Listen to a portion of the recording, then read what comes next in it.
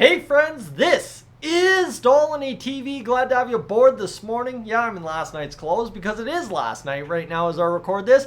But I wanted to make sure we got something started for today prior to the game that has slipped under the radar the past 48 hours. And we'll discuss that in a matter of moments. But obviously the Edmonton Oilers are a dumpster fire, disaster, NHL's biggest joke. Whatever you want to call it, they ain't good. And you thought things couldn't get worse, but now you've got former players calling out the organization for ruining careers of current Edmonton Oilers. We'll have more on that in a moment, friends, but if you are new to the channel, I want you to consider hitting that subscribe button here on Dolynny TV. You guys have been great for doing it so far over the past week or two. I really do appreciate that. Pushing for 15,000 before the end of the year, and obviously, right, you want to see where this train wreck goes next. So do I. Let's do it together, shall we?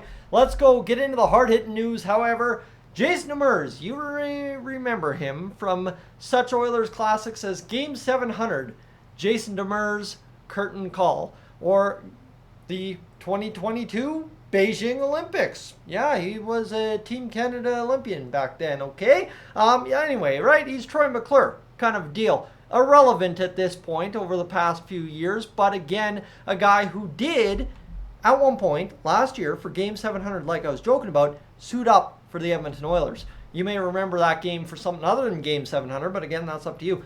At this point, the Edmonton Oilers, now keep this in mind, Jason Demers, former teammate of Philip Broberg, the Oilers keeping Philip Broberg is just ruining his career. Trade him and picks for a stud goalie or some players. I don't get it. They aren't developing him one bit. You can't do anything with 5 to 7 minutes of ice time a game if you're not a fighter. So, fact check on Jason Demers' tweet, post, whatever you want to call it here. Simply for him, it's not 5 to 7 minutes. It's more like 10:32 or some number like that. But Philip Broberg, a guy who we were promised was going to be a top 4 defender, to figure out what we had in him prior to the NHL trade deadline, has been relegated once again for another year in a row to the 7th defenseman status.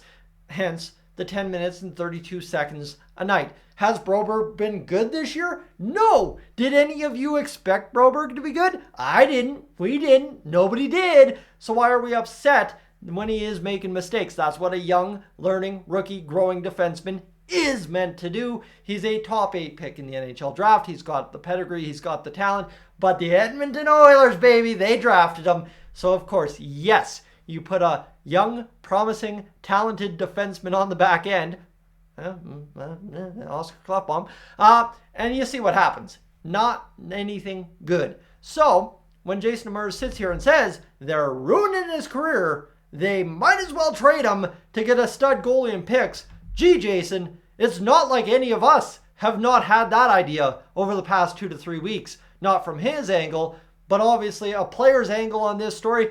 Even better. That's fantastic to see. This might be too much energy for you first thing in the morning. I'm sorry.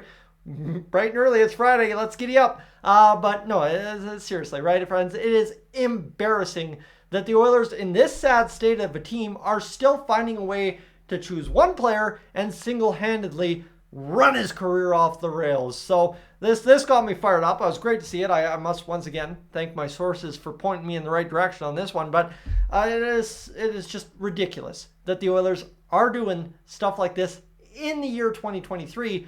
We're all yelling about Connor McDavid and Leon Draisaitl. Again, those are big boys. They can take care of themselves. Philip Broberg could be out of the league next year because the Oilers have run him off the rails so bad. That really sucks. Because that was the fear of a lot of fans when we drafted him way back in 2019. Okay, so we good? Yeah, another fire to add to the heap, right? More tires on fire in Oilers land.